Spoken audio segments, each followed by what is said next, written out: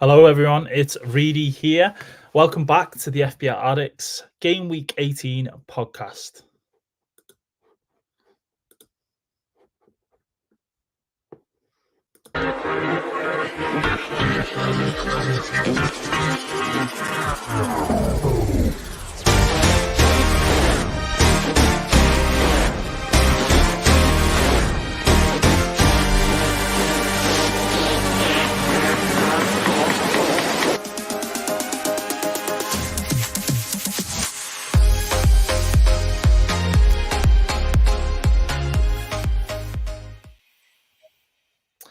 Fantasy managers, welcome to the Game Week 18 FPL Addicts preview podcast, sponsored by Bonus Bank. And I'd just like to say, first and foremost, if you're new around here, make sure you give our podcast or video some love with a like, as well as clicking that subscribe button, and that'd be really appreciated.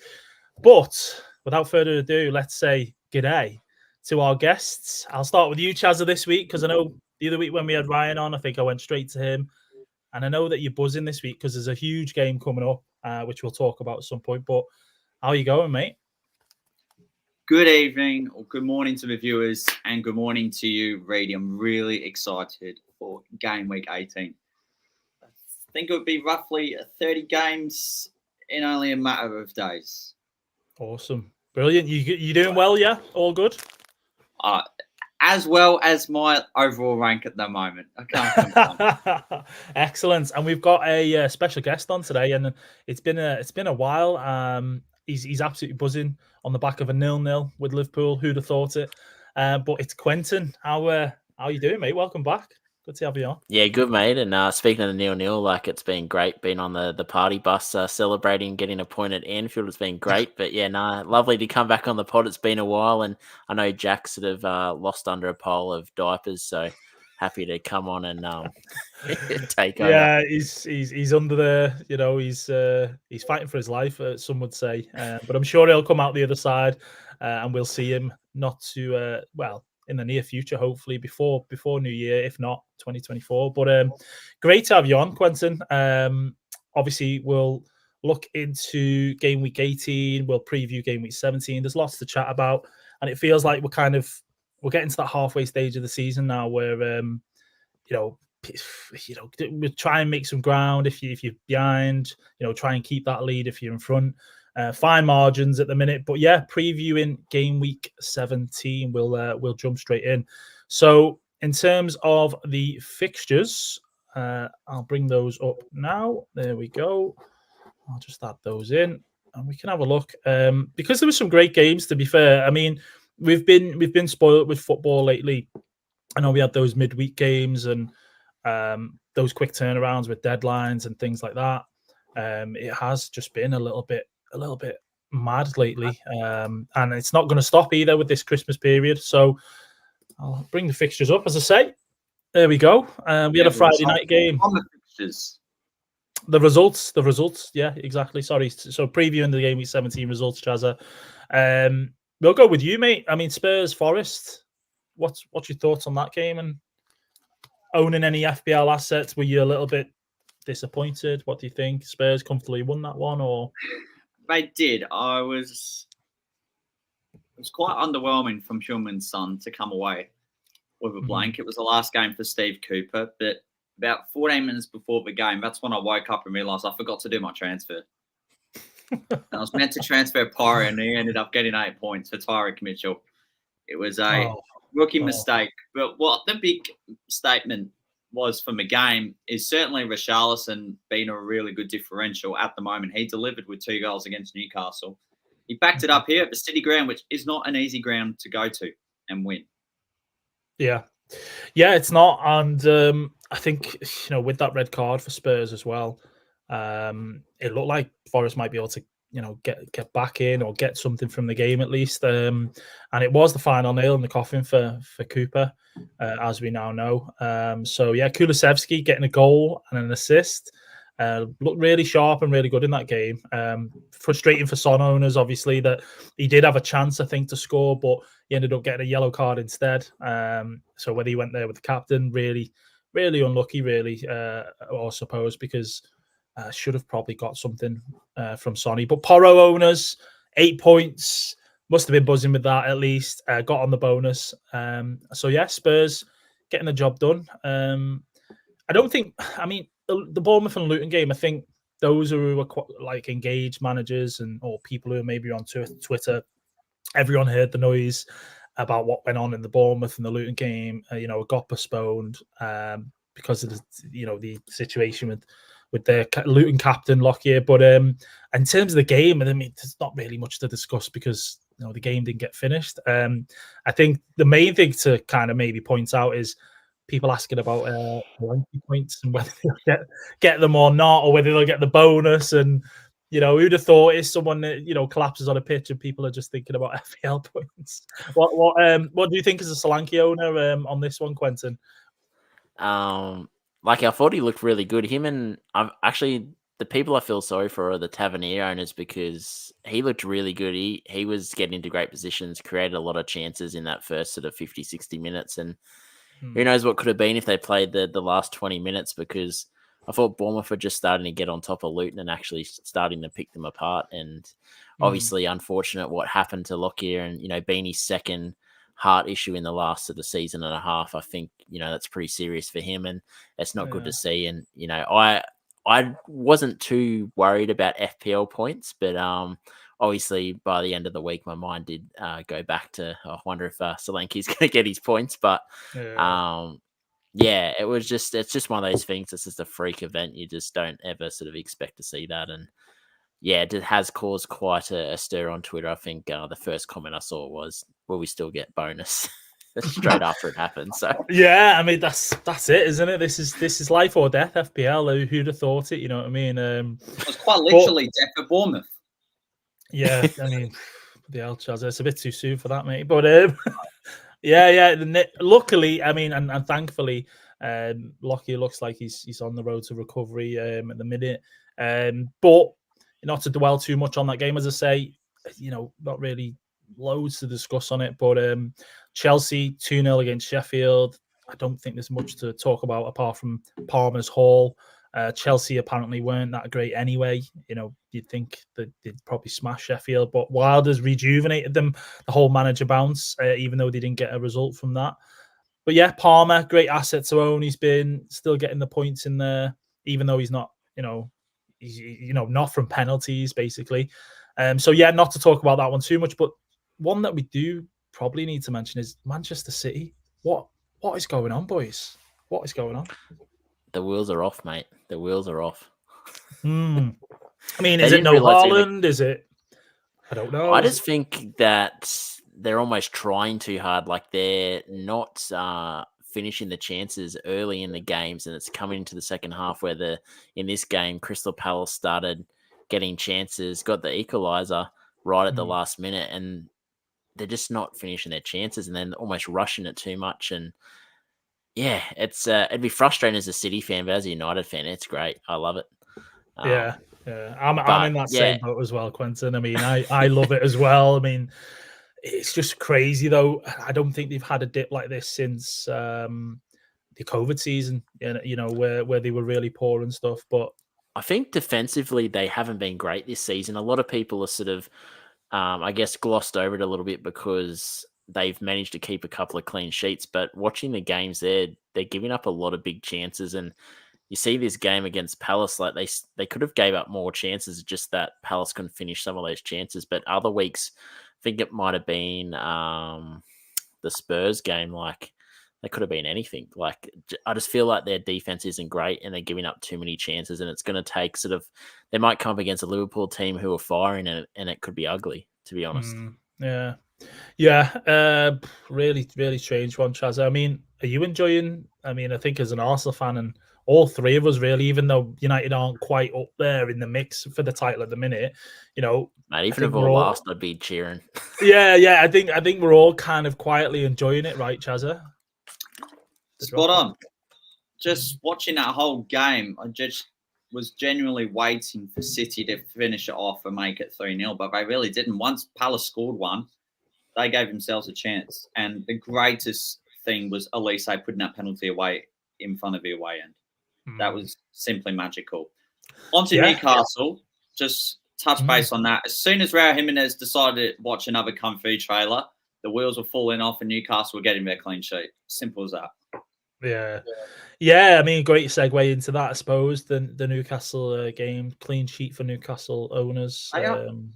Right now, flat track bullies, Newcastle. They've got home comforts, and that's it. Every time I go away, they most of the time lose throughout this congested period they've got, and they pull out these silly excuses saying, "Oh, no, sorry, we've got short turnarounds. Oh no, we've got injuries. Yeah, tough luck. You're a better club now."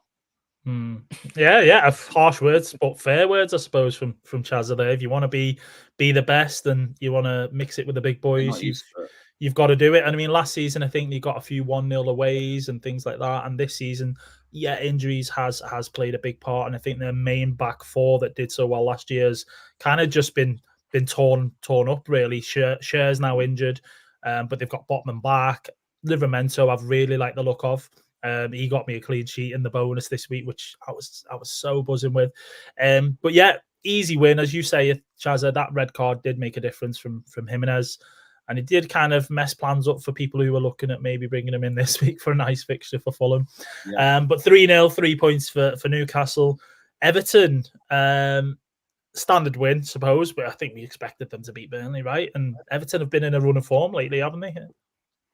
Yeah, they've looked good. McNeil has looked really good, actually. I thought. I think we chatted on our pod not last week, the week before, about obviously the budget picks that you can get, and I thought McNeil, he goes in little purple patches, and if you get on him sort of during that sort of the second week after he scores, he usually goes on a bit of a run, and I think he's still got an attacking return this week, even though he only got, I think, 6 or 7 points, but. Yeah, they've looked so much better in attack, and I was scared for them at the start of the season because I'm like, I don't know where the goal's going to come from, but the last 5 or 6 games, they just look like they could score 2 or 3 a game, so it's good to see. From obviously not for you, Reedy, being the biggest rival, mate, but No, I knew that. I kind of, you know what, people say that if they hadn't had the 10-point deduction, would they have kind of been galvanized and knew they were in trouble and kind of win these games, but they may not have, but and I always kind of knew anyway that if it was a season for them to get the deduction, it would be now, because there are other teams that are poor, obviously the promoted sides and so on. So, but fair play to them. They've done really well. They've kept a lot of clean sheets as well. I mean, I had Pickford beginning of the season or early on in the season. I've not wanted to go Everton defenders because of the fixtures, and Mikalenko, I think he's been injured the last game anyway, at least, but he kept three clean sheets before that. And fair play, as I say, that fair enough to them, fair play to them. I can't knock that. That's all you can ask for from your team, and especially Deitch, who's been known for low blocks and not the best attacking football in the past when he was at Burnley and things. He's doing well. So Arsenal against Brighton. I think you can take this one, Chazza, mate, if you want. You watched the game, surely, right? Look, I'll be true to you. Yeah, I had my 4th work Christmas party for the year, and I definitely had too much to drink, so I probably slept through the majority of it. But I'm not surprised. The goal scorers from this game are arguably the most informed attackers in our side right now, in Kai Havertz and Gabriel Jesus, which I think is probably the best differential forward in the game currently, with a good set of fixtures coming up. And we simply outplay Brighton. That's the most I've seen Brighton being outplayed in quite a long time, and it's the first time in 34 games in them not scoring. Arsenal getting the job done. Havertz maybe with a bit of fluke, and Gabriel Jesus getting a nice, easy finish. It was good positioning. Back post. Back post. He couldn't have missed that, surely. I mean, Darwin Núñez probably would have missed that one, but that's a story for another day. But yeah, 3 points at home. I mean, your home form this season has probably not been the best, but you're not going to complain when you beat Brighton, who normally do score goals this year. But they've just had such a mixed bunch of players. But Aston Villa Brentford, I suppose. There was a bit of drama going on in that game. Did you watch any highlights, Quentin, or did you see that one? Follow that one?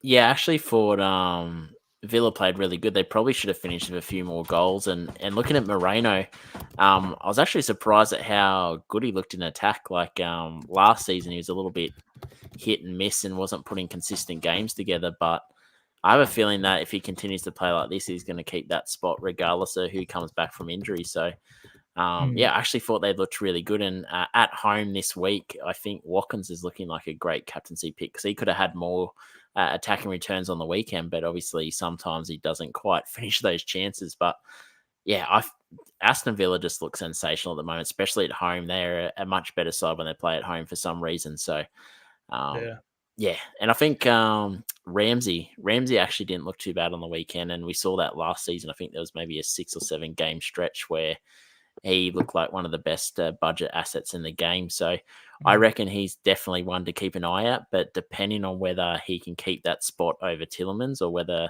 they somehow find a way to keep him in the side when Tielemans comes back in.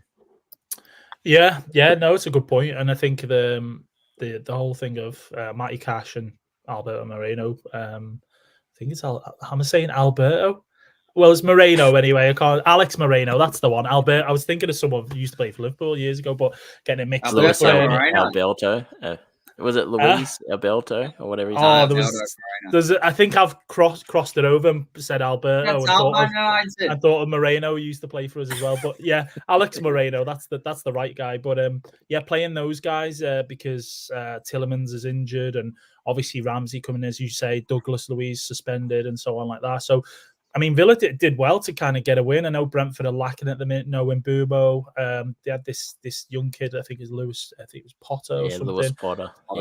Who got him a goal. But Villa got the job done away, and it's more credit to Emery for what he's doing at the moment. And they're sat currently, near the top of the league, and realistically could go top this weekend if they beat Sheffield, which everyone's expecting them to, and Liverpool Arsenal finishes say a draw. Villa go top for Christmas, which is absolutely mental. So yeah, but West Ham, Wolves, kudos. I know. I think you own him, Quentin. You've got Kudus, right? Yeah, I got him in for Bowen about 3 weeks back, and I wanted to go Bowen and Kudus just because I thought that's a really good duo. But I had Soufal and Areola, so I had to sort of bite the bullet and get him out. But Kudus is he's an incredible footballer, and we saw that last year in Champions League Fantasy. He was just a freak. Like there'd be like 3 straight game weeks where he's getting double-digit hauls in the Champions League Fantasy. So as soon as I knew that he was going to get consistent game time and he was showing good form, I said he's a must for my team. And he's probably going to stay in there for a while now because he just looks sensational. Some of the goals, I think it was his first goal that he scored, was just absolutely ridiculous. Yeah, he did score some crappers. Some crappers. He scored some crackers against us either last year or year before, actually. I think for Ajax. Really likable player. Getting those positions that you want players to get in, and fair play for people who've jumped on him instead of Bowen. I mean, I think it's easy to go Bowen. He's ticking over, but Bowen's all the time getting price rises and kind of getting towards that 8 million bracket now. But yeah, Chazza, anything you like about West Ham or any West Ham players maybe that you're looking at maybe for the future?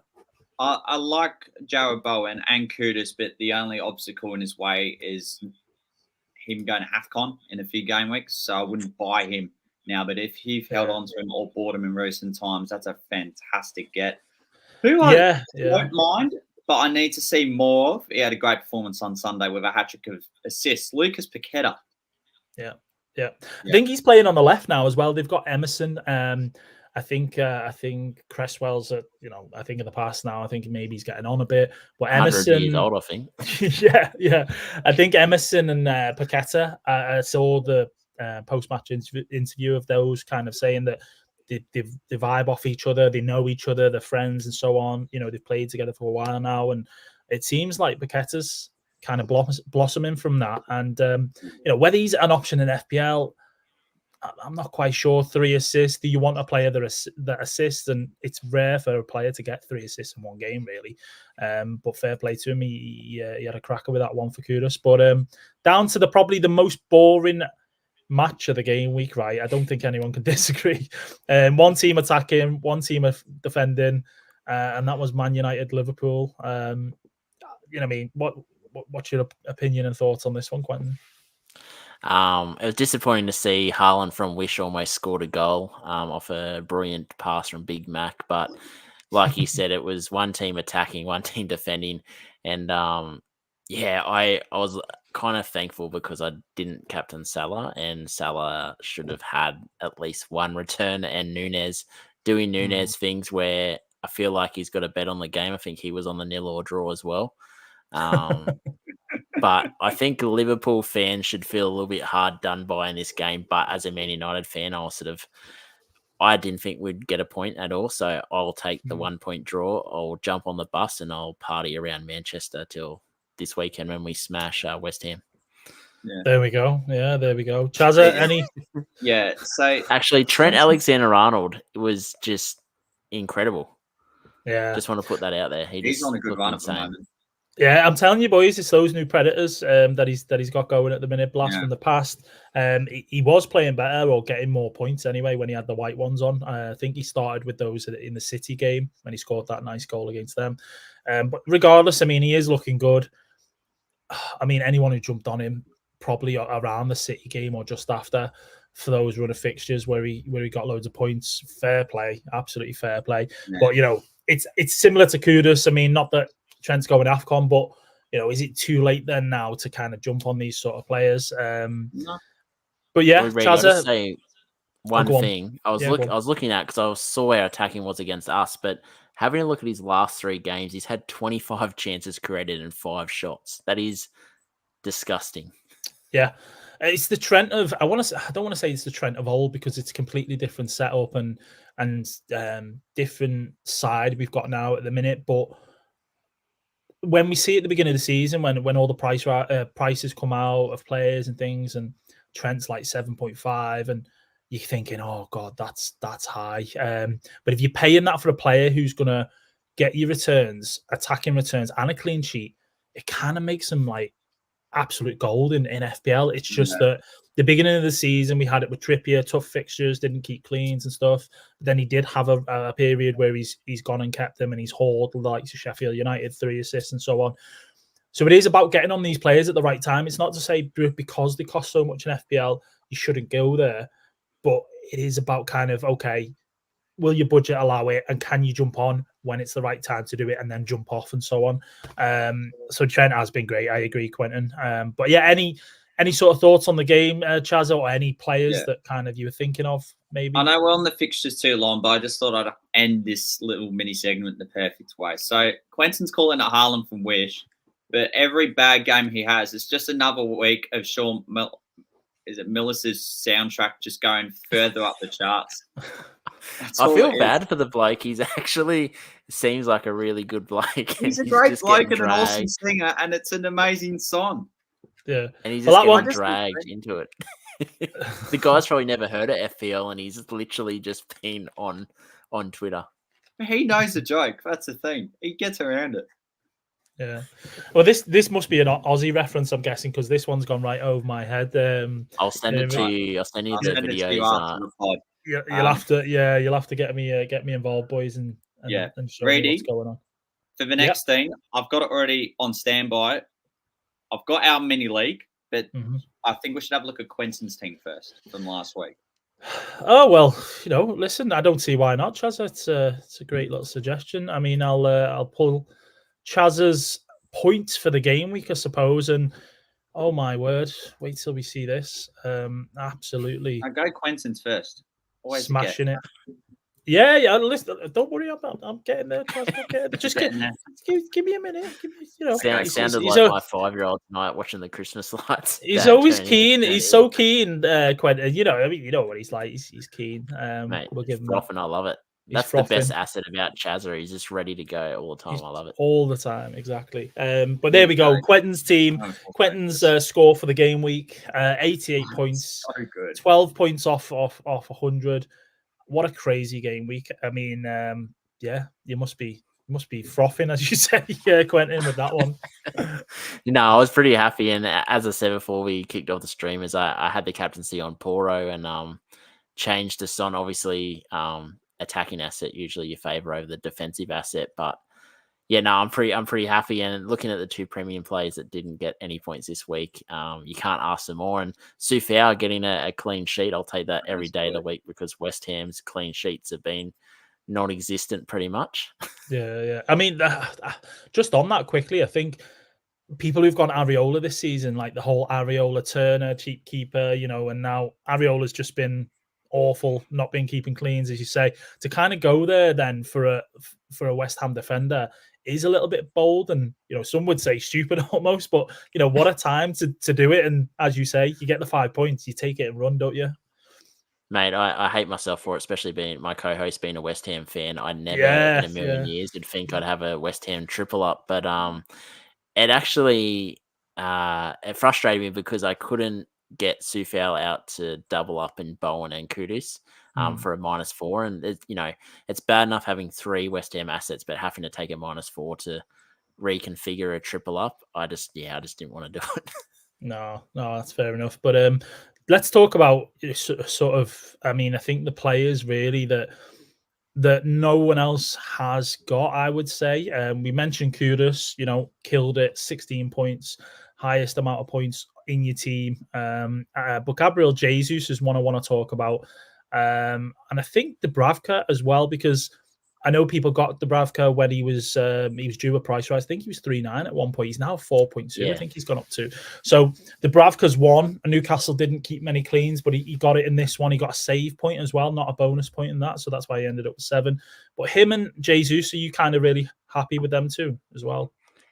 Yeah, I sort of noticed I had Saka, and I was just starting to see games where Jesus was getting to great positions, wasn't getting the massive point returns, but I could see a little bit of potential there. And I kind of had him even with Saka, and I thought if I get out Saka, get him up top, because there wasn't a lot of options up top, it frees up another midfield spot, and then I could, play the Salah, Kudus, Palmer, Son, and maximize, I guess, the midfield position. And, I was lucky with Dubravka that I had Turner on my bench for 3 weeks after he lost his spot, and I sort of saw him at 3.9 and had a look at the news about Pope, and he was going to be out for a sort of long-term stint. So I sort of thought I'll just chuck him in, and if they buy a keeper in January, I can, move on with him. And I was kind of hoping people would jump on him as well, so I'd get a sort of bit of a price boost there. So yeah, no, it's worked out good that way for me because I've been trying to obviously build money in the bank. I think I'm sitting at about 8.8 million in the bank at the moment. So it allows me to sort of get Haaland back in when he's back fit, or I can even move Salah out and go Trent Alexander-Arnold when the AFCON starts. So it leaves me a bit more flexible to sort of move from players and move to sort of players that no one's sort of thought of yet and kind of get ahead of the curve and jump the ranks. That's unreal. And what a way to kind of put it in. If you look at that, I think it's 1 premium, and there's been times this season when I've spoke to people and they've said 1 premium is the way to go. And I've kind of gone, yeah, I agree with that. But then the temptation is there when you haven't got Haaland. He does well. I mean, I know that's not been the case recently, but generally last season, especially, like if you haven't got Haaland, he does well. He's smashing it. So many people own him. If you haven't got Salah, he goes and smashes it, and you want to get him. So it is really hard. But I think people who've gone a bit brave this season and went, do you know what? There is something there to be gained from this.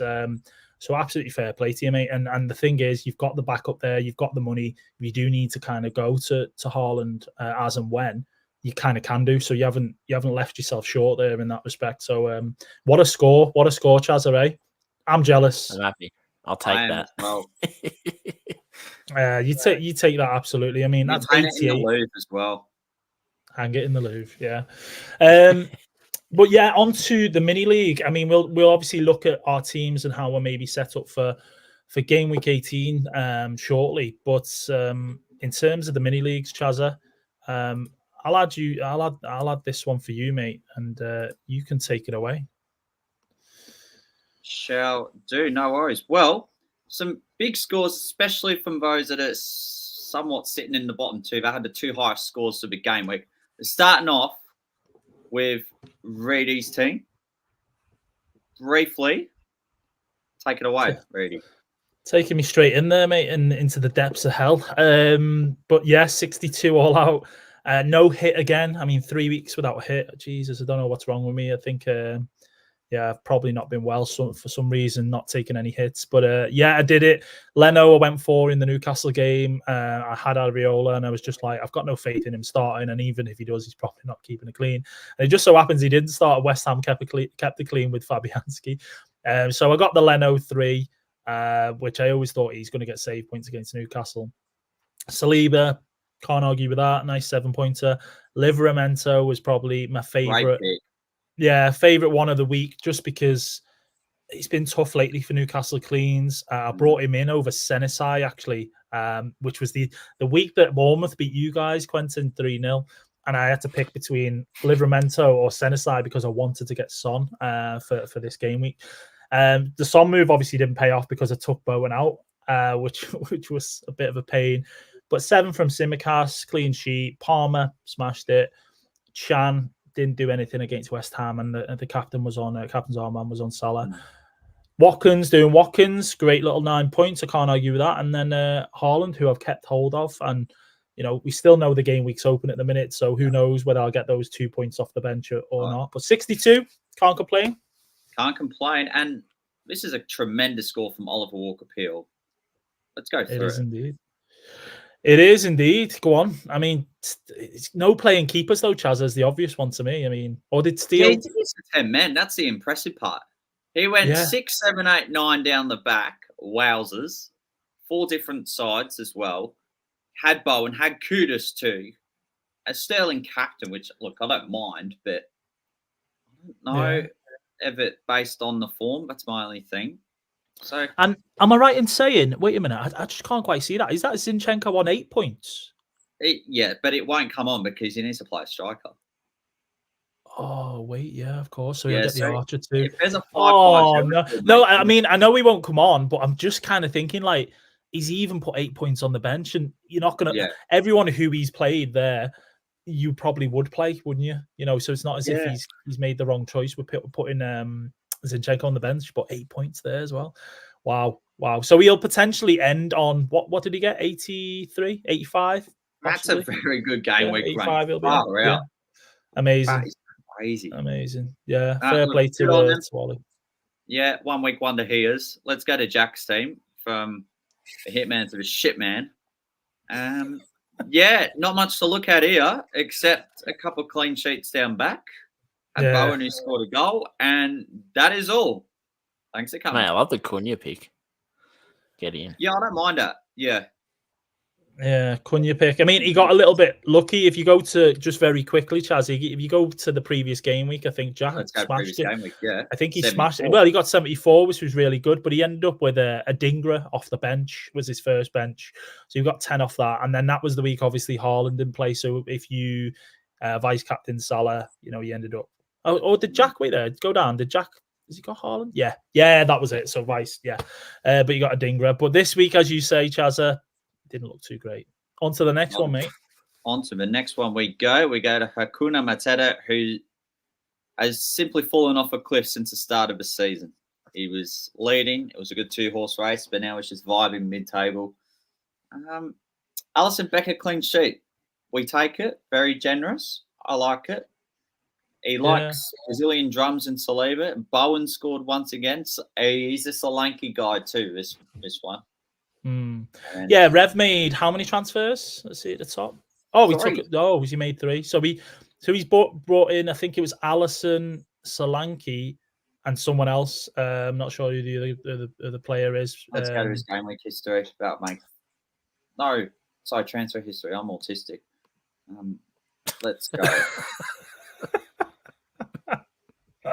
Yeah, here we go. So it's Solanke, Becker, Son all in for Sterling, Flecken, and Haaland. There we go. That was the one. Son, Becker, Alisson, and Solanke. Yeah, and then Elliot.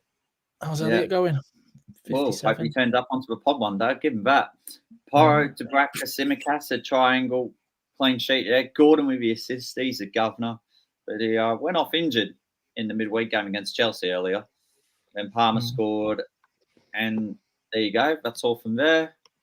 And my team will go just through this quickly. Really nothing. Triangular, clean sheets. You see it. Gordon, Palmer, Watkins doing Watkins. And don't ask about my auto sub.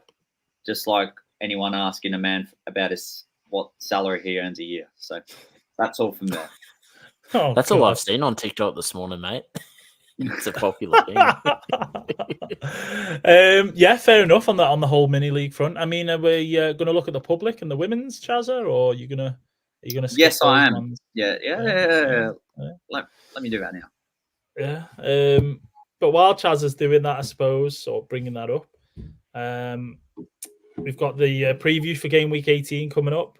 We've got some juicy topics to discuss probably on that one. I've got a couple of comments just while I wait for Chaz to come in. So one is Quentin, thoughts on Nkunku as a replacement for Sterling. It's been on the bench, but I'm not... He might start this week, actually. They might give him 50, 60 minutes, but I probably would be waiting to see what happens, because he could be like Calvert-Lewin, be made of plastic and pretty much break as soon as he gets on the park. So I think going forward in the future, great pick, but just I think a wait and see for me. Yeah, he did feature last night. He came on, I think, against Newcastle last night and got some minutes. But yeah, fair enough point. Go on, Chazza. So this is a public league at the moment, and just up the top, Bananas in Pajamas. What a vibe name that is. They're currently in second. Oddman FC currently ranked 5,000th in the world, which is quite impressive. Played his wildcard this week, and clean sheets all around. Palmer, Bowen, Watkins, standard. Had Raul Jimenez, so I'm very intrigued to see what he does up the top in regards to that. So relatively tight, especially in the top two, and between, let's go from 5th to 12th. That would do.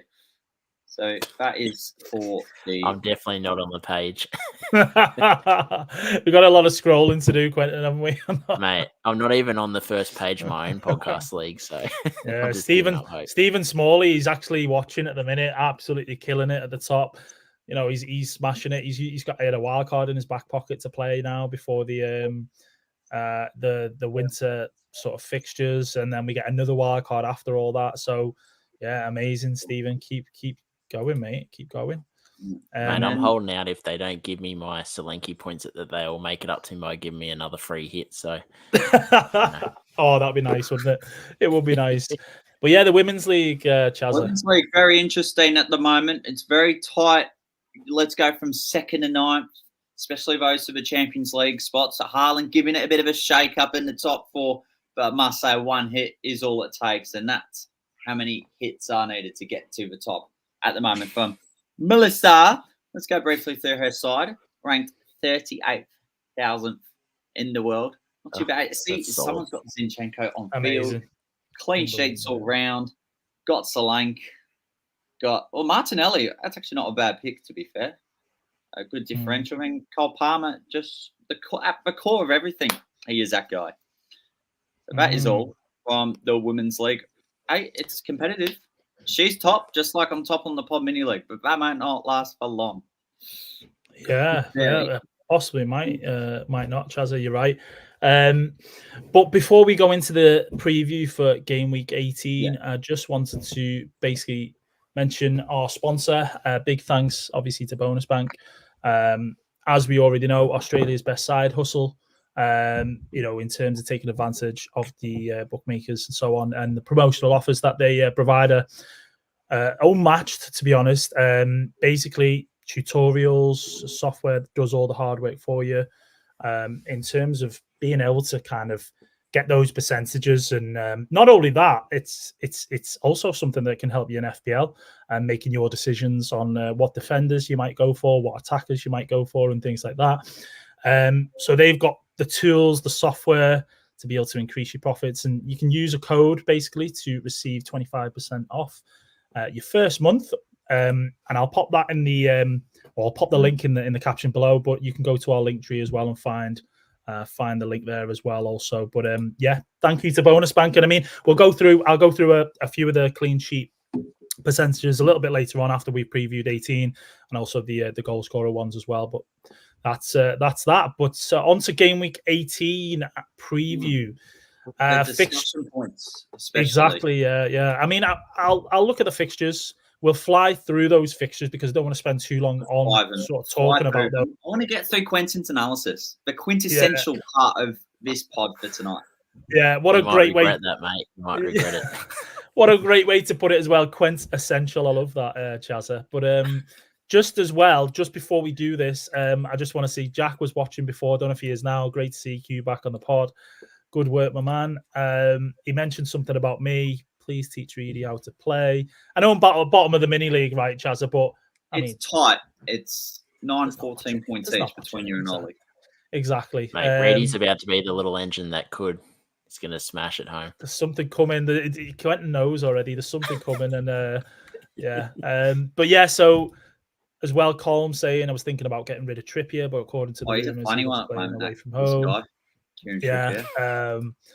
Yeah, so that's it for the comments for now. So game week 18, I will just add the fixtures up and put them there. And we can just, as I say, we can just fly through these because we want to talk more about the FPL assets. We do. That are the most interesting, I suppose, for the week and so on, or the weekend. But there's the fixtures for the week, boys. Let's pick, I suppose, then. Best way to do this, not instead of going through all of them, should we say pick out one fixture each? One fixture each. Let's do that. That we kind of think.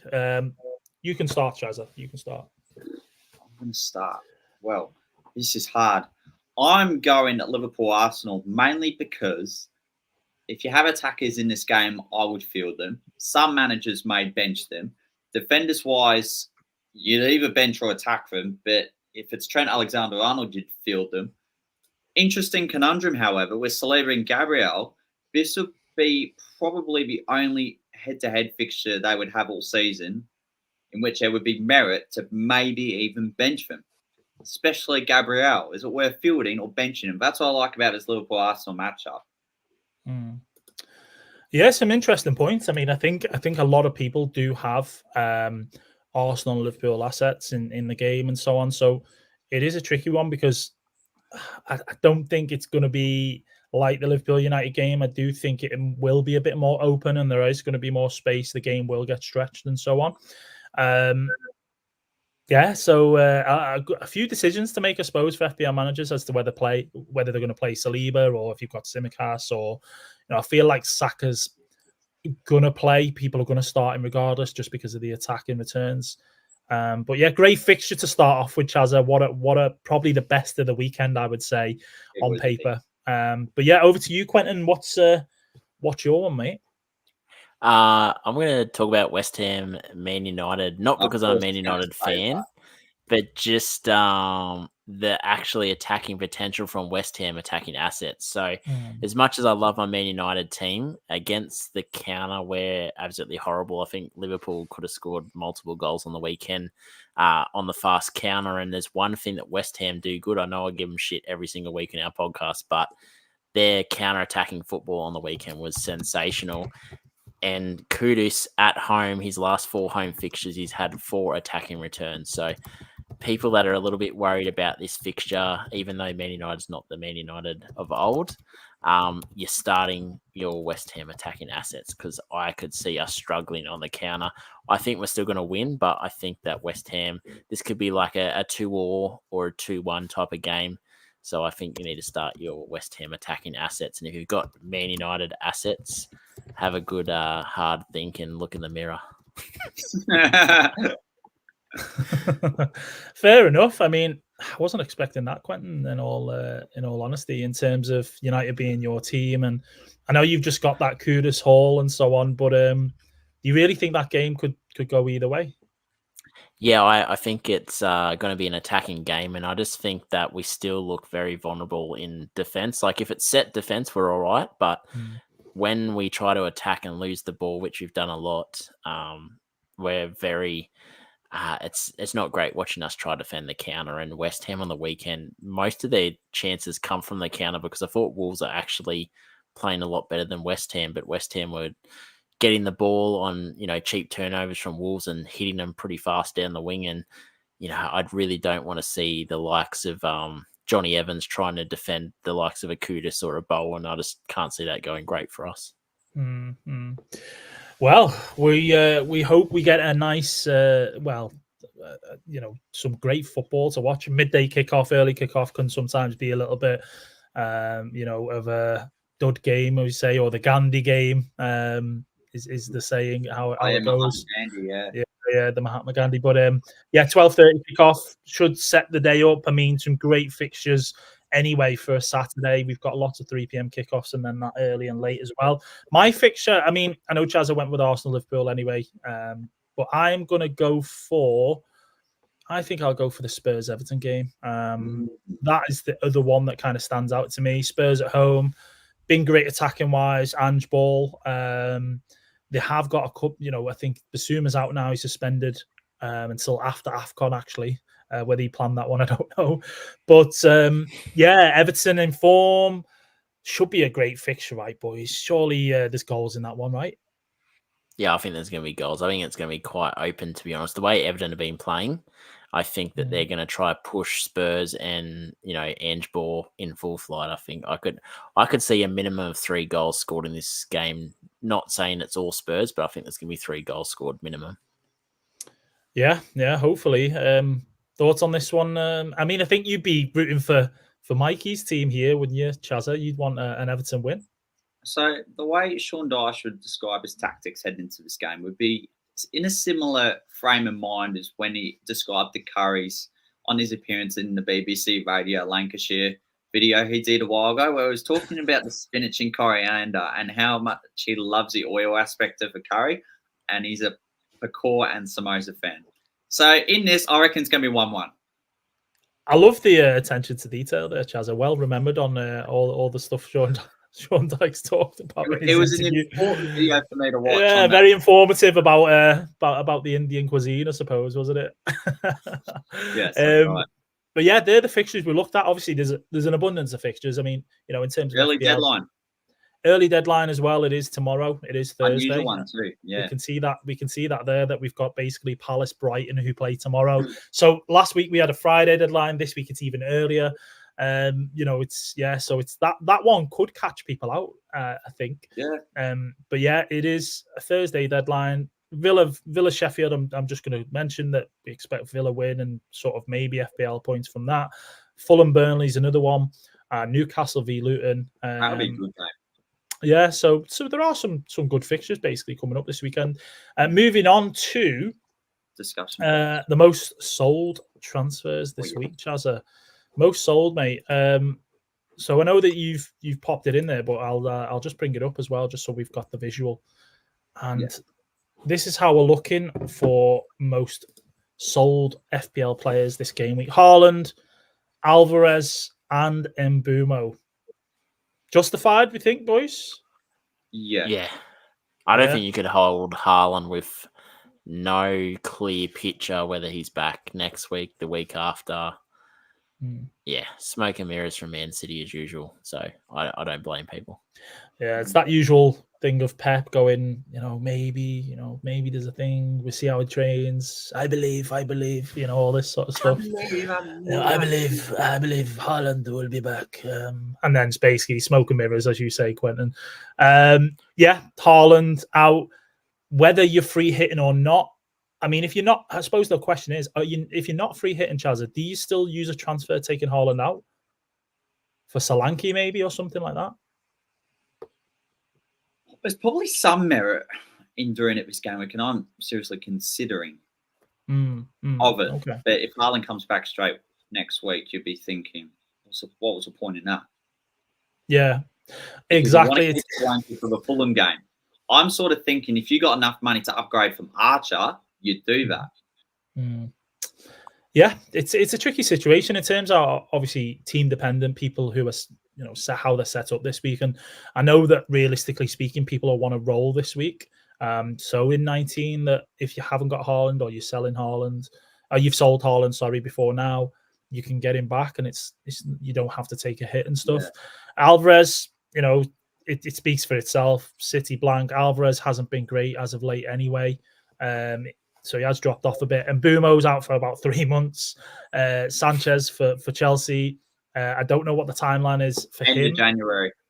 Oh, there we go. Chaz is on it. All over it. Knee injury. Yeah, end of Jan, beginning of Feb.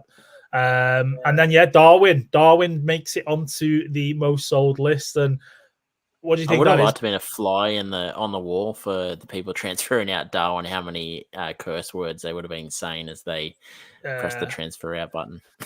And do we think that's a case of people have just had enough, got frustrated, and they thought, I don't want to hold him anymore, especially with Arsenal coming up. Does he start? Doesn't he? And does he miss a million chances? It's frustrating because he is such a good asset to watch.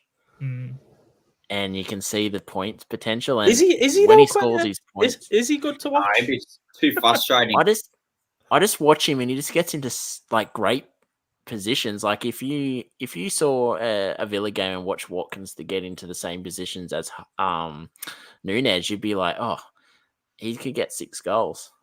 Yeah, but it's just, doesn't have the finishing touch.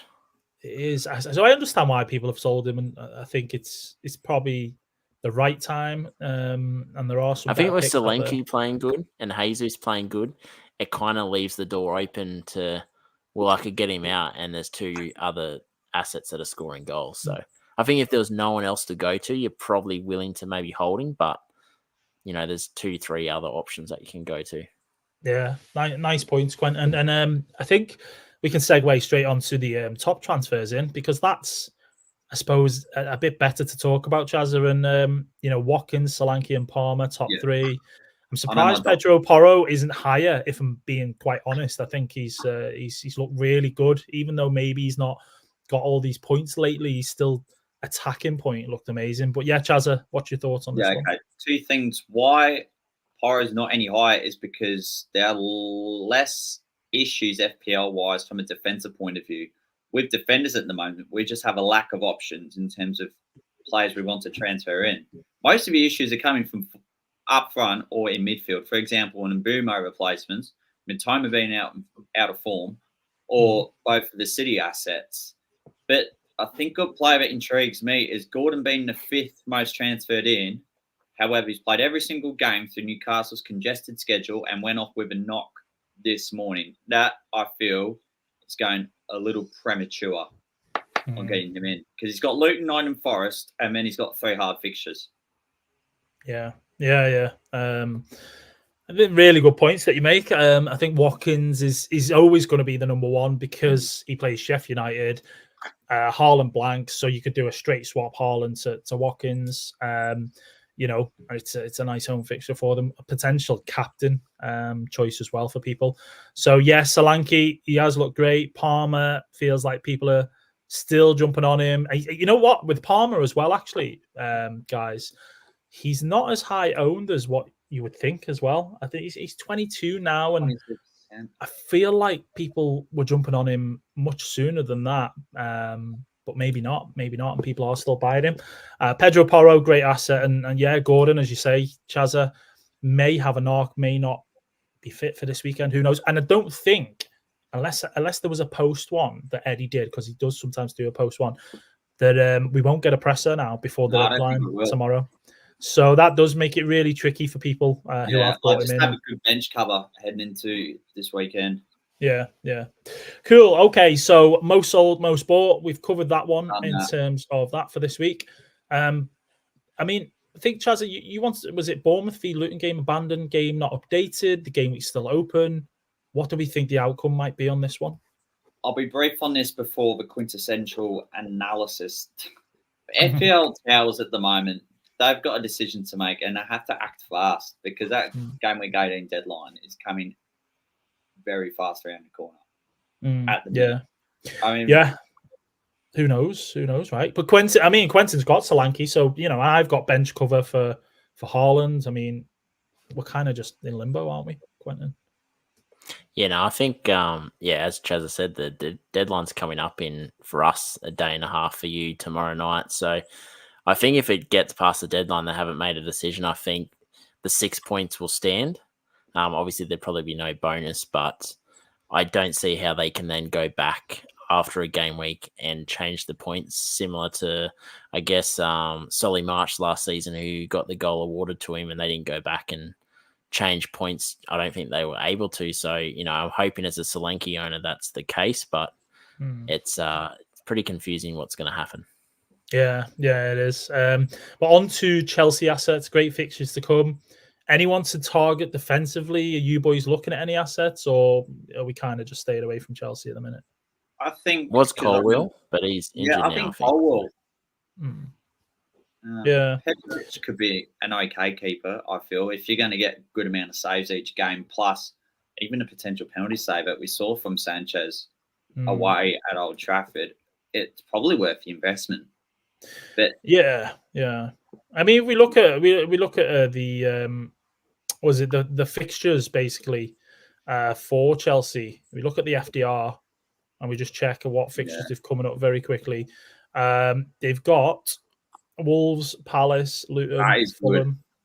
It is quite nice, and then obviously the Liverpool Wolves, fixture in 22, and then Wolves and Palace.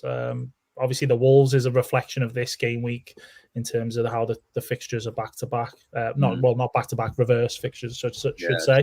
But yeah, fair enough on Chelsea. I mean, on to, is it the quintessential you called it, Chazza? I called it. Yeah, I just keen to hear it. Yeah, I mean, go on, Quentin. I mean, do you know exactly what's the topic? Is there a specific topic, or it's more at the Arsenal assets? So there's been a lot of talk, obviously, people that have Saka, and obviously not getting bang for buck really. And I sort of just did a bit of a deep dive on our podcast about obviously comparing the assets, because we've seen the emergence of Havertz, even though I'm not a massive fan of the pick, but going through, I sort of did their last 4 game week sample size, just so that at least there's a bit of variety in there. But, Saka, 12 chances created, 13 shots, but he's only got the 2 attacking returns.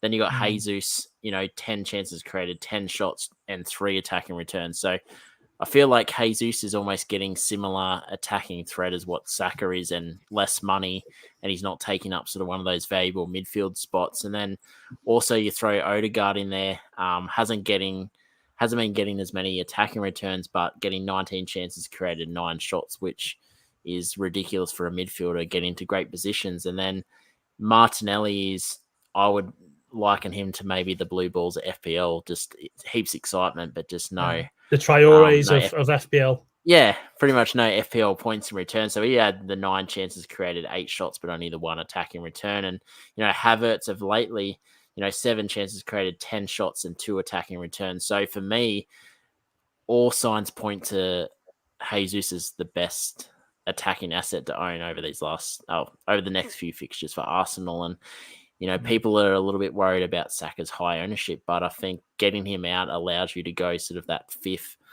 mid to premium option in the midfield there with that extra money. And I feel like, owning maybe a Bowen and a Kudus instead of just one or the other, I think that will get you, a better points total over the next few weeks than sort of keeping Saka and not being able to have Jesus. Yeah. Some great stats there in terms of these Arsenal players and them having all their key attackers kind of fit at the minute. Jesus definitely a different punt or different pick, however you want to put it. But I feel like, all kind of does point to Jesus in a way. In terms of this week, would you say that would be a move that I know maybe this is better aimed at Chazza, like question-wise, and would you be looking at bringing Jesus in, given that Haaland blanks this week, Alvarez, and you play Liverpool as well, tough fixture? I think out of all the Arsenal picks, it wouldn't be ideal if you've got a luxury transfer and you need to burn one. I think it's okay to bring Jesus in this week. Yeah. Ideally, you want to wait till the West Ham game. Yeah, is at the luxury position. Everyone's got to deal with suspension tightropes, AFCON Asia Cups, injuries as well. Yeah, it's a fair point. I think if we look at Arsenal's fixtures that are coming up, we have this one this week, the Liverpool game. Then it is West Ham, as you said, Chazza. Wait until then, maybe if you can. West Ham, Fulham, Palace, Forest. great bunch of fixtures again before, you guys play us. So yeah, it's interesting if you do have, when you say luxury move, if you're not looking to go for Haaland and you still want to go without him, if Haaland's not even back in 19, do you then just think, do you know what? I'm not going to mess about. I'm just going to go for Jesus. So as I say, love the stats there, Quentin. I think you've made a great point on that. And I think the Saka is the one that everyone, well, the highest ownership, I should say. And I just think at times this season, he's not maybe looked as involved or not maybe looked like he's shooting as much, and whether that's teams doubling up on him and stuff like that. He's like the pass to the assist a lot, which is frustrating. Like he's a great player to watch, but it's frustrating as an owner when you see him passing it to, say, an Odegaard, and then Odegaard getting the assist, and you're like, well, that was pretty much Saka doing everything there, but just lately, and it's just been frustrating. I sort of had him up until about 2 weeks ago. So you've cut your losses with him, but fair enough. But Solanke against the new manager bounce was another one. Basically, Steve Cooper's now gone. They're looking to get Nuno, who used to manage Wolves. Was it? He's been away at a few clubs actually. Nuno, is it Santa? He's got a long name that I can't pronounce. Portuguese. That's good enough. It's Christmas time, mate, to say Nuno Santa. Just say Nuno Santa. That's fair enough, Quentin. Fair enough. But yeah, Solanke against Forest. I mean, if you haven't got him, do you look at that one instead of maybe a Jesus this week? Yeah, I think that's an option. And like, you've got the 3 spots up top, which, I mean, most people probably got one occupied by Watkins. So there's 2 spots there. So if you can get Solanke in this week and then use your transfer next week and maybe move to a Jesus or something, depending on the Haaland news, I think, Solanke would probably take priority over Jesus this week. Yeah. Do you like Solanke, Chazza? Would is he an option for you, or are you kind of not going to go there? No, I really am, mainly due to the ownership increase at the moment. But there is something I looked at in that Solanke doesn't perform as well against low block teams. For example, Luton. However, how he got his goal, I felt to an extent he was a little bit fortunate. But give him credit, he was in the right position. There's 2 things I worry about this game. It's one, it's Forest in the City Ground. That's the toughest place to go to. 2, it's a new manager bounce. But I remember last year Bournemouth won there 3-2. That was with Steve Cooper, of course, and Bournemouth are playing some really good football at the moment. So I'm not sure how much they're using Solanke or how much they're using their wingers for certain games, such as Marcus Tavernier. Yeah, I've noticed one thing I have noticed lately with Bournemouth, just to touch upon that before we move on, is that they have been switching up the wingers and where they're playing. Semenyo basically has been playing on the left and right. Tavernier, primarily does play on the right, but can play on the left. Cliver kind of behind Solanke and stuff. They've just got a really good mixture of players that can kind of adapt to the system as well. Yeah, exactly. Sinistera. Yeah, he's another one. So yeah, Bournemouth do look really good at the minute. It's tough because it feels like you want to go there, but it feels like other than Solanke, it is a bit of a risk, especially with Tavernier. And we know his injury history. It's a lot of fixtures, congestion. Will he last it out? Will he just get injured and then there's another headache for you? So yeah, I think that Solanke is still a good option, but it could be one of those where this fixture in particular might be a bit of a difficult one. Variables now. Suspension tightrope, I suppose. City assets, AFCON, Asia Cup. Did you want to cover this one, Chazza? I want to cover this one because I look at previous seasons, especially 2 seasons ago, where it was just COVID postponement, and that was seriously tricky. Yeah.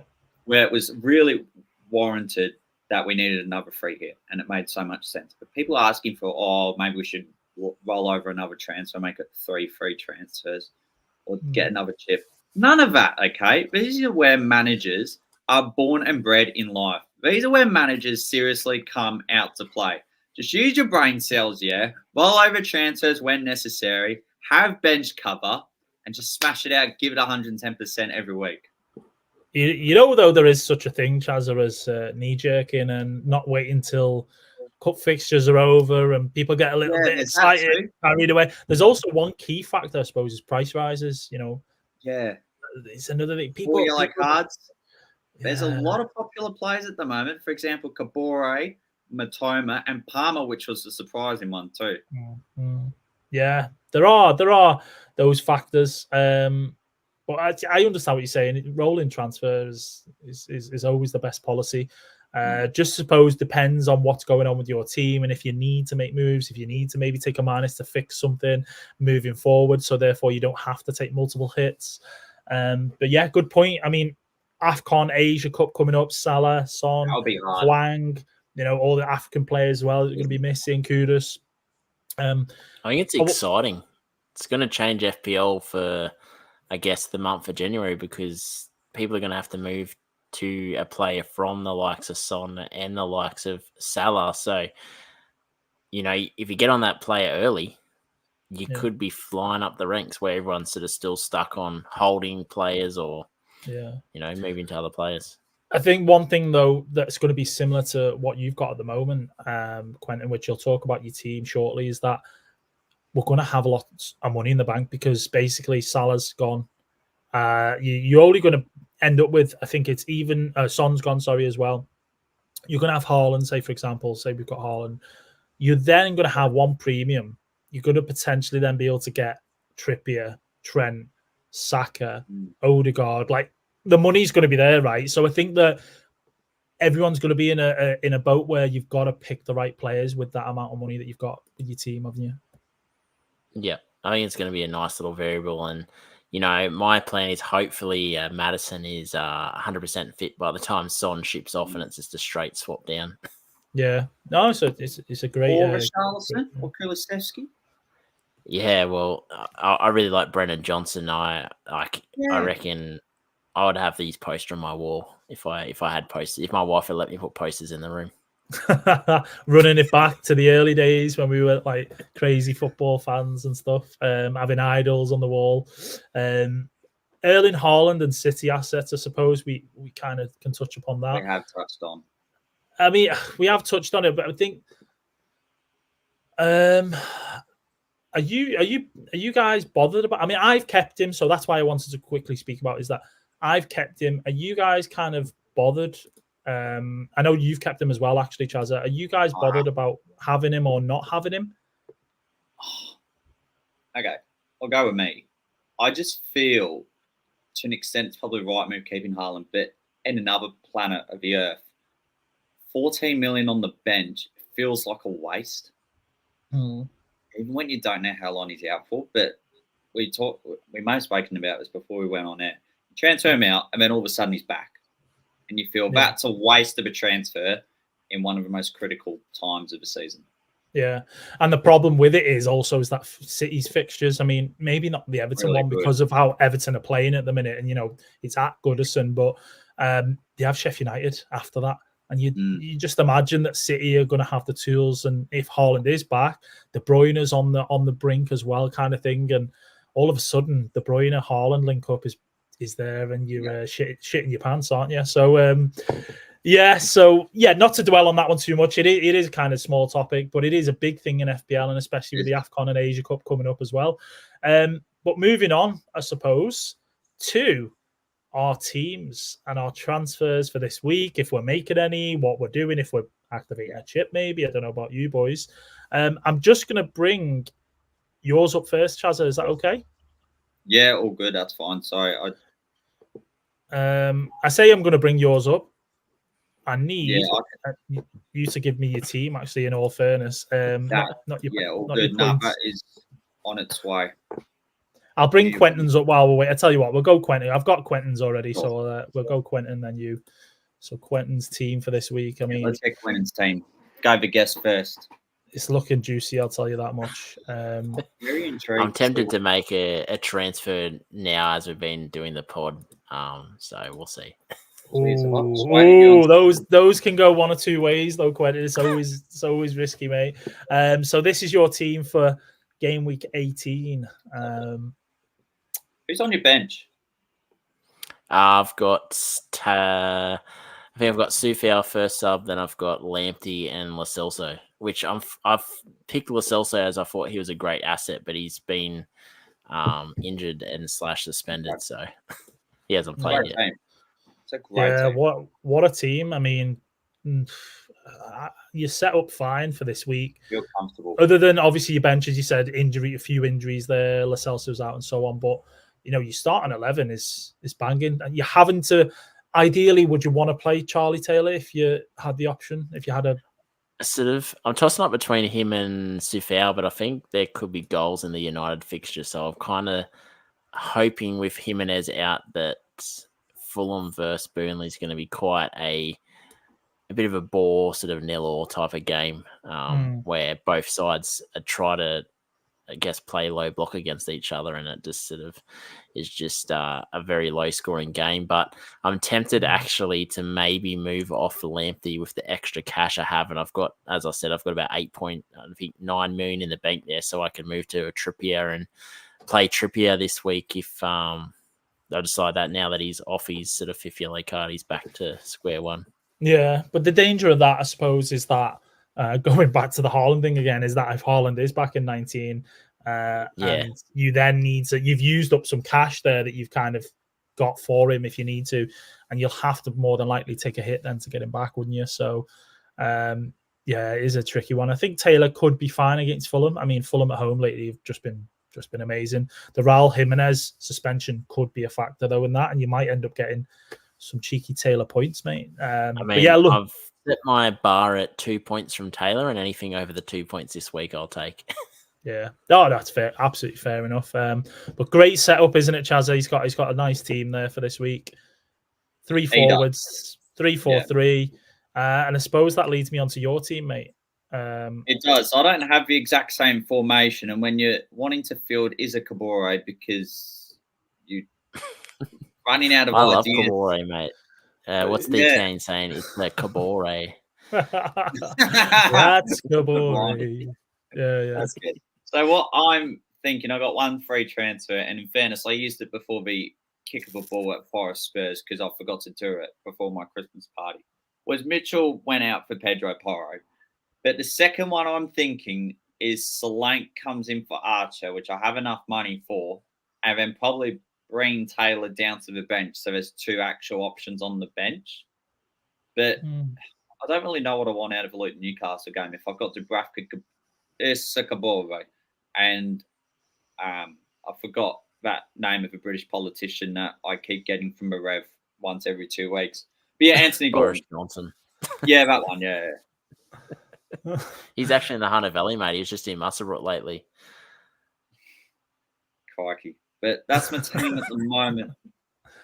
Far out, mate. It's a great team. I mean, I think your defense there is a little bit of a dilemma. I think there are a few teams with the same sort of thing. Yeah. Same issue or same problem, whatever where you look at it. But if you're to transfer out Taylor or Kabore, you've got the funds to maybe get a better defender for this week, but would it be just a 1 week punt, or is there someone that you could bring in long term? Look for come next week onwards. It's just the fixtures this week are a bit shaky. Yeah. So, do you like your team for this week? Do you like it, or if I get Solanke in, yeah, I do, because you're going 3-5-2, and once I actually have Solanke in, I feel a lot more confident, and I want to field as many tackers as possible because that's where the points have come from this season.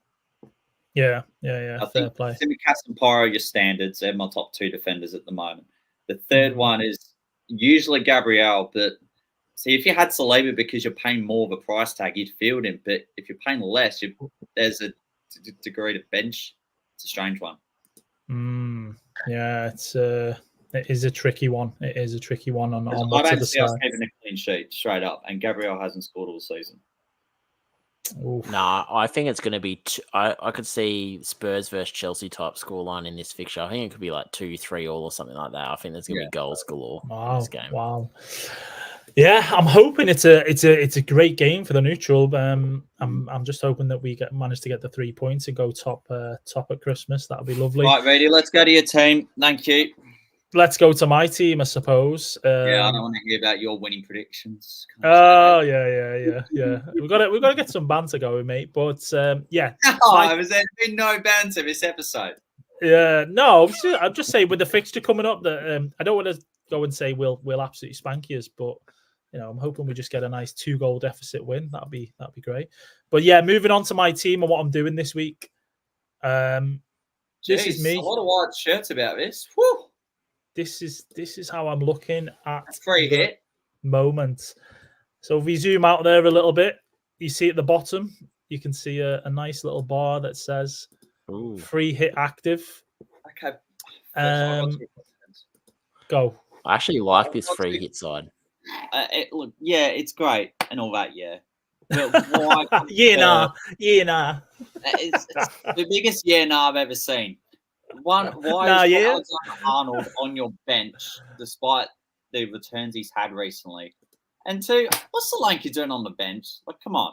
I'll tell you why, Chazza, is, Quentin will probably know this straight away, right? Who's missing from this team, Quentin? Who would usually be in your team that is missing? Right? Think of our premiums and think of, Salah. There's no Salah. There's no Haaland. That's a massive, massive chunk of money, right? So currently with the transfers, if you look at how much I've still got 5.8 in the bank. It's so I'd difficult. nearly start Trent over Robinson or something like that. Yeah. Over Robertson. Actually, I would. I could see Trent not keeping a clean sheet, but I could see him getting a goal or an assist and some bonus. Yeah. Quite possibly. And I think at the minute I've still got today, and I've got tomorrow. It's a quick deadline, so not too much thinking time compared to usual. Like, if it's a Saturday deadline, I've still got press conference information to come and other things like that. But I am really liking the free hit, and the reason for the free hit for me is if we look at my team going into this week, it would have been the likes of Leno, Watkins, and probably Son that I liked amongst my team. Livramento, is he going to play? We'll have Trippier, Botman, Lascelles, and Byrne who are back. So Livramento might not even feature. I've got Saliba and Tsimikas who face each other. Wolves play Chelsea.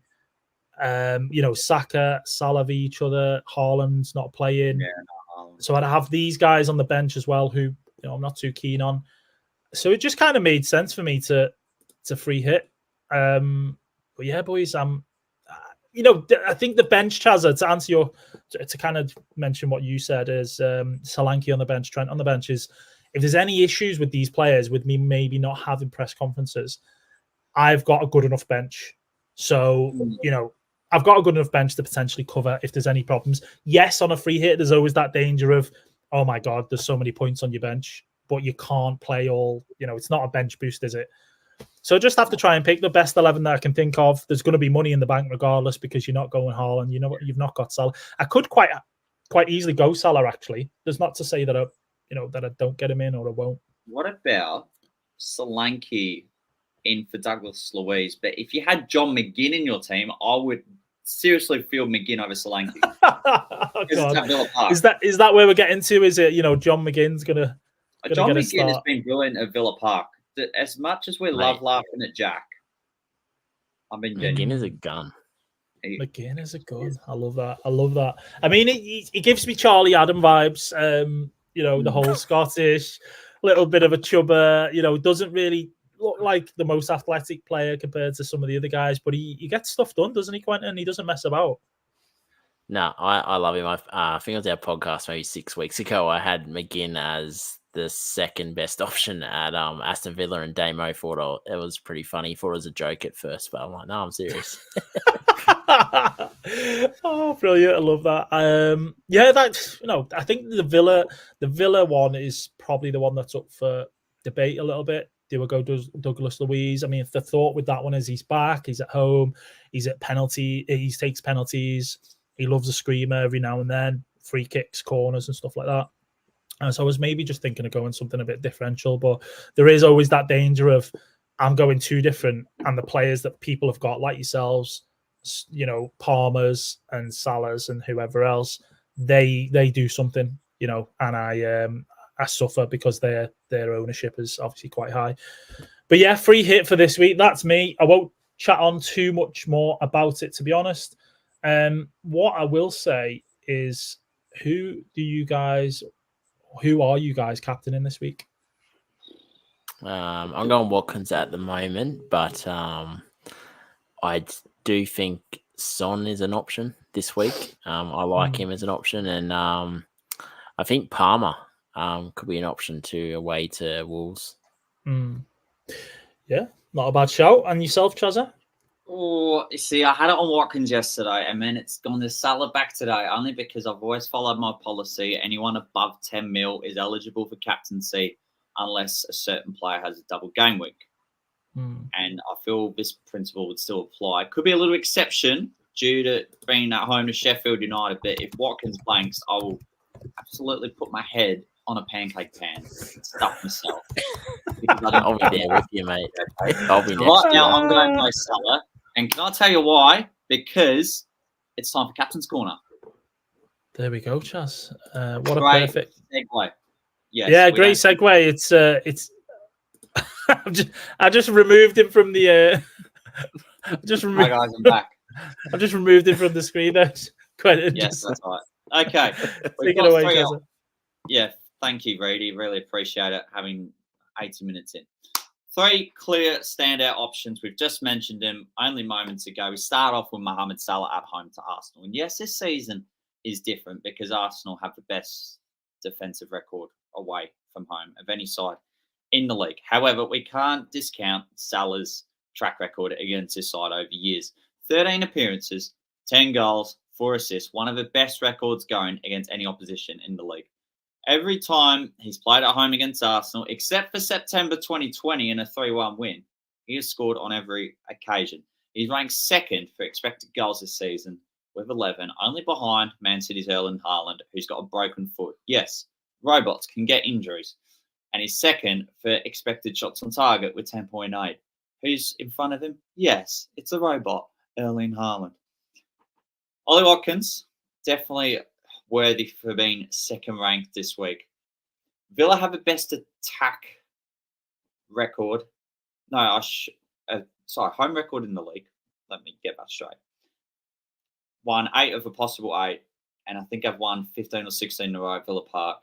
Watkins has 5 goals and 5 assists, with you could say half of them coming in one game at home to Brighton in the 6-1 win. The Blades have conceded the most goals of any side away from home this season, with 22. Yes, anyone that loves Richie Benno, you get the reference. However, he has never scored against Sheffield United in his career. Last but not least, Shulman Son. He's up against a team which are going to be hard to break down because we all know Sean Dyche loves his bricks and nails. Everton have had 4 clean sheets in a row and do also a ranked top 4 for the best away record in the league of any side this campaign. Last time Son had a home game, he scored 17 points. He also scored a hat-trick earlier in the season, so he's certainly capable of the highest ceiling. That is it for Captain's Corner edition, the last one before Christmas. Catch you on Boxing Day, the pinnacle of a footballing calendar. May your arrows be green. There we go. Captain's Corner. Absolutely boxed off by Chazza.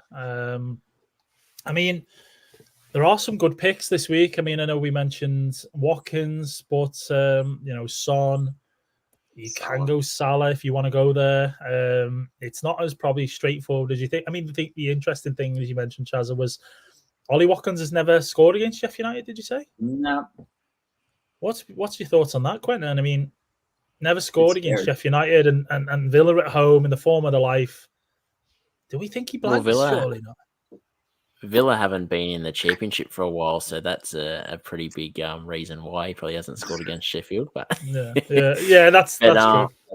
But Sheffield has proven this season they can be hard to break down. I think was it Spurs who thought we're going to smash Sheffield, and Sheffield made it quite a tough day in the office. I think Manchester City had a tough time against Sheffield. United definitely had a tough time against Sheffield. So I think there's a little bit of proof there that Chazza could be onto something there. But I think I'm backing the player more than the fixture this week, which we've seen this season. He's just, whenever Villa do anything, it's Watkins at the forefront there. Yeah. Well, speaking of Aston Villa and speaking of clean sheet percentages that I want to mention from Bonus Bank. So Aston Villa are at the kind of the top of the pile. We've talked about Aston Villa attackers, Aston Villa defenders this week. I mean, which is something that we didn't mention on the free hit. I went for Martinez in goal, guys, and I didn't pick a Villa defender just because I feel like I want to go for Alex Moreno, but Digne could be back. Pau Torres, could be out. So it's difficult to really kind of pick someone. But the percentage for Villa clean sheet is 50.51%. Next, it's Fulham v Burnley. Clean sheet percentage on that one, 38.28%. And last but not least, it is Newcastle v Luton. 36.36% on that one. So there's your clean sheet percentages. In terms of scorer percentages, Villa are up there again. And it's that man, Ollie Watkins, 52.64% in terms of being or getting a goal. Next, it's Moussa Diaby, another Villa player, 43.29%. And last but not least, Newcastle v Luton, Callum Wilson, 41.32%. Dispatched his penalty emphatically last night against Chelsea. Unfortunately, Newcastle didn't go through, though, went out in the cup. But they're your bonus bank kind of clean sheet odds and scorer odds, boys. I mean, in terms of the week, it's been a good pod. I've enjoyed having Quentin on. I've enjoyed it. Previewing another game week where we either get hurt or we like Quentin, hopefully absolutely smash it. But that's it. We'll wrap up for today. I say we'll wrap up. I mean, I just double check before we go. A couple of comments. Santa's Corner. For you, Chazza. Colmer says Watkins for me. Watkins, yeah. Another one Arsenal-wise, Saliba and Gabriel will be pivotal to Arsenal getting a result this game week. I agree with this point. We won't be as defensive.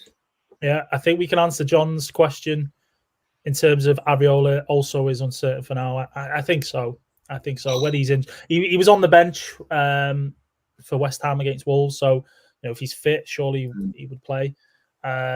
And then I think that's it in terms of questions. But as I say, it's been a good pod. Thank you so much for tuning in. Any guys that have watched and put any comments in, if you've loved today's podcast, please make sure you hit like and subscribe. Making sure you turn your notifications on. Or if you're listening to the podcast, please do give us a follow as a quick, or a quick review rating, I suppose, as well.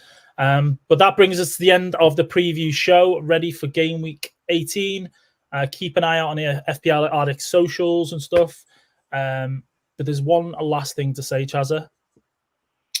H it, Jack. That's the one, my friend. That